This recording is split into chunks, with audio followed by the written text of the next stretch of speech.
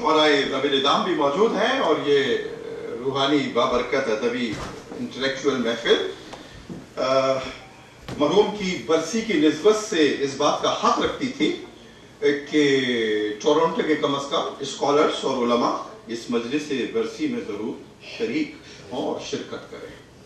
عزیزان گرامی، اس مقام سے میں اپنی گفتگو کا آغاز کرتا ہوں اس آیت کے ترجمے کے بعد کہ علماء ادب نے، علم بلاغت کے اسکالرز نے شعراء کے 4 درجات معین کیے ہیں، شعراء کے 4 لیولز متعین کیے ہیں۔ سب سے پہلا لیول ہے شاعر کا، اور شاعر کی تعریف یہ کی کہ شاعر وہ ہے کہ جو طبع موضوع رکھتا ہو اور بحر میں اور ردیف و قافیے کی رعایت کے ساتھ شعر کہہ سکے، وہ ہے شاعر۔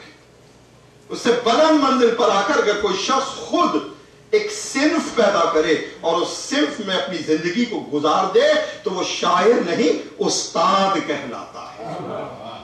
ایک صنف شاعری کے اندر اس نے اپنی حیات کو بسر کیا، وہ شاعر کے مقام سے بلند ہو کر استاد بنا۔ اور اس کے بعد اگر کسی شخص نے بہت ساری اصناف سخن، غزل بھی ہے، مرثیہ بھی ہے، قصیدہ بھی ہے، منقبت بھی ہے، رباعی بھی ہے، جتنی بھی اصناف سخن ہیں، ان سب میں تباہ آزمائی کی تو نہ صرف یہ کہ وہ شاعر ہے، نہ صرف یہ کہ وہ استاد ہے، بلکہ اس منزل پر جا کر وہ ملک الشعراء کہلاتا ہے۔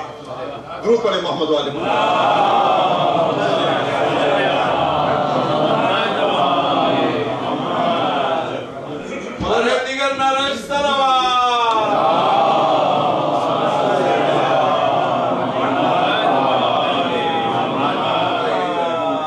جھگڑے نپٹا لیں، پھر پڑھ لوں گا۔ درود پڑھیں محمد والے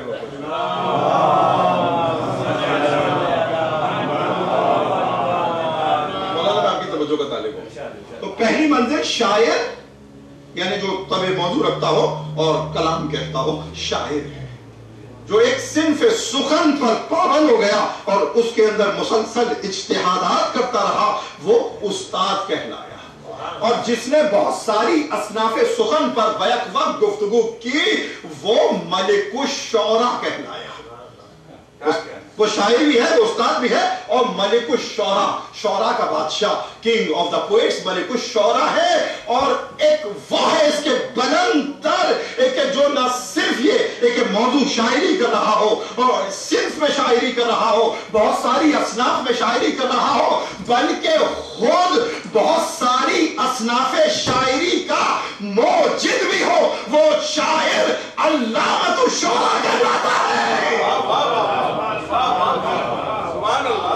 اور اس ڈیفینیشن کے بعد شاعر آل محمد حضرت نسیم امروہی اعلی لہم مقامہ نہ صرف شاعر ہیں، نہ صرف استاد ہیں، نہ صرف ملک الشعراء ہیں، وہ علامۃ الشعراء ہے۔ درود پڑھیں محمد والے۔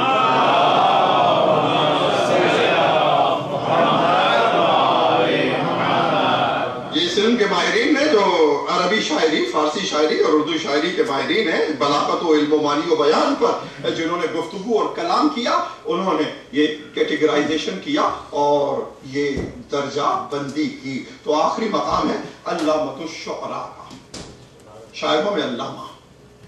اور میں مسلسل کہتا رہا، وسیم حیدر صاحب سے بھی اور کلیم سے بھی بات ہوتی رہی میری، دامت پروردگار ان کی صلاحیتوں توفیقات میں اور اضافہ فرمائے معذور، کہ حضرت نسیم اللہ مقامہ نے جتنے اپنے کلام میں ثنائے اور بدائے استعمال کیے ہیں، یعنی لفظوں کے اعتبار سے بھی اور معنی کے اعتبار سے بھی، ان سے پہلے صرف 3 شاعر گزرے ہیں اردو زبان کے اندر کہ جنہوں نے اس کثرت سے ثنائے اور بدائے کو استعمال کیا۔ انشاء اللہ خان انشاء، حضرت مرزا دبیر، اور نام لیتے ہیں اس میں اختلاف ہے کہ استاد ذوق بھی ہیں جنہوں نے کثرت سے ثنائے بدائی کو استعمال کیا۔ اور مذہبی شاعری کے اندر جو دبیر کے بعد سب سے زیادہ اصناف سخن اور ثنائے بدائی کو استعمال کیا وہ حضرت نسیم امروہی علیہ اللہ۔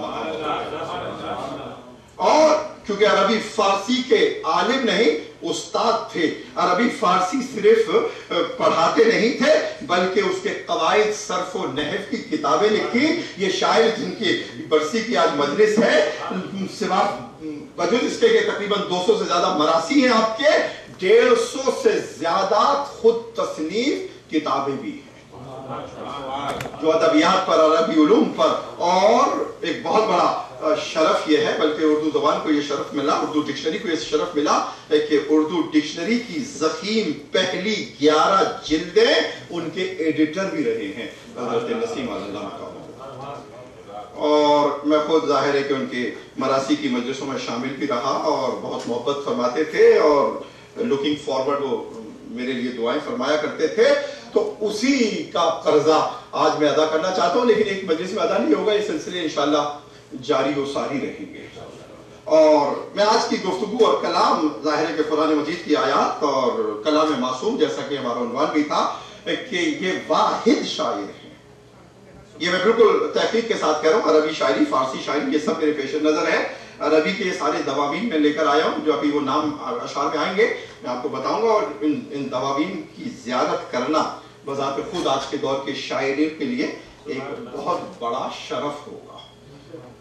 اور میں اسی مقام سے آغاز کروں گا حضرت نسیم کے کلام پر, اور اس کو ریلیٹ کروں گا عربی سے بھی اور قرآن و حدیث سے بھی.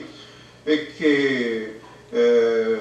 مرثیہ ہے جو کہ غیر مطبوعہ ہے, سورج سے خطاب کیا ہے, ایک مرثیہ ہے اس میں, اور اس میں ارشاد فرماتے ہیں کہ اے شمس یہ شرف میسر تجھے کہاں, اے شمس یہ شرف میسر تجھے کہاں, میں ان کا مدح گو ہوں خدا جن کا مدح.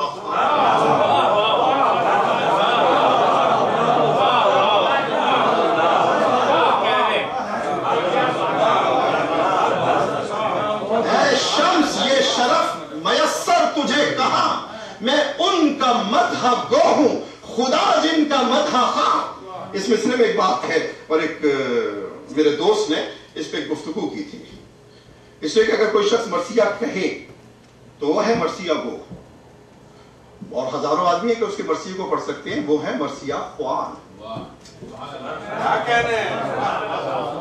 ایک پیراڈاکس اٹھایا گیا تھا تحقیق کے لیے, ایک شاعر اپنے آپ کو مدح گو کہہ رہا ہے اور خدا کو مدح خواہ کہہ رہا ہے.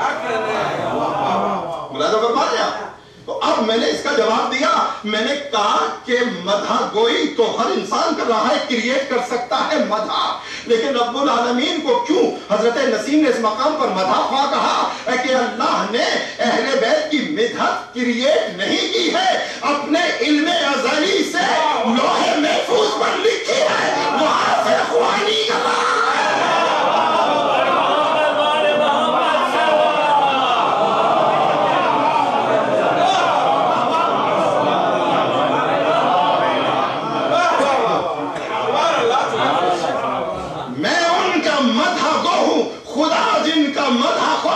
لوہے محفوظ سے علم ازلی سے وہ آل محمد کی مدح کو پڑھ رہا ہے, جوز حمد و نعت و منقبت و مرثیہ یہاں.